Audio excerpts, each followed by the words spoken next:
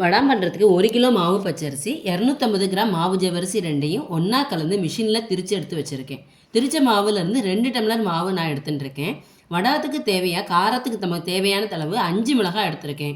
அதோட 1 ஸ்பூன் கல் உப்பு, அதாவது வடாத்துக்கு தேவையான கல் உப்பு மிக்சியில் போட்டு தண்ணி விட்டு நல்லா அரைச்சி அதை வடிகட்டி எடுத்து வச்சுட்டுருக்கேன். இப்போ நம்ம அடுப்பில் கடாயை வச்சு அந்த கடாய் 2 டம்ளர் மாவுக்கு 4 டம்ளர் தண்ணி விட்டு அதில் 1/2 ஸ்பூன் பெருங்காய பொடியை போட்டுக்கணும். அதில் அரைச்சி வச்ச பச்சை மிளகாய் விழுதியும் போட்டுக்கணும்.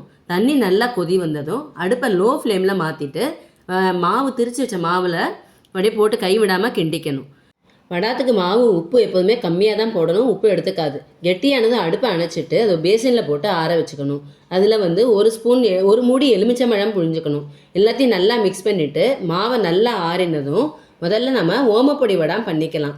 கையை ஈரத்தில் நினச்சின்ட்டு மாவை எடுத்து சொப்பில் போட்டு புழியணும். புளியிற விதம் எப்படி இருக்கணும்னு பார்த்தா பறந்து இருக்கணும். அப்போ தான் விரிஞ்சு பொரிக்கும் போது விரிஞ்சு வரும்.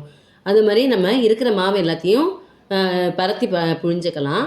இதோட லாங் வீடியோவை நான் இந்த வீடியோவோட அட்டாச் பண்ணுறேன், அதை பார்த்துக்கோங்க. நீங்கள் டீட்டெயிலாக இருக்கும் அதில். அடுத்து நம்ம தென்னம்புரி வடாம் எப்படி புழியணுங்கிறத பார்க்கலாம். தென்னம்புரி வடாத்தோட சில் ஸ்டார் மாதிரி இருக்கும்.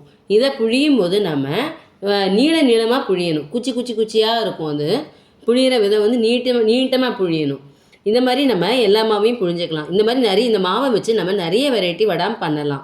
இந்த வடாம் காயறதுக்கு நல்ல வெயில் இருந்தால் 3 நாளில் காஞ்சிரும். பக்கம் 1 நாள், அடுத்த பக்கம் திருப்பி போடணும். அடுத்த நாளைக்கு 3ஆவது நாளைக்கு நல்லா வெயிலில் காய வச்சு ஈவினிங்குள்ளே எடுத்து வச்சுட்டுறணும். இப்போ தென்னம்புரி வடாம் ஓமப்பொடி வடாம் ரெடி ஆயாச்சு.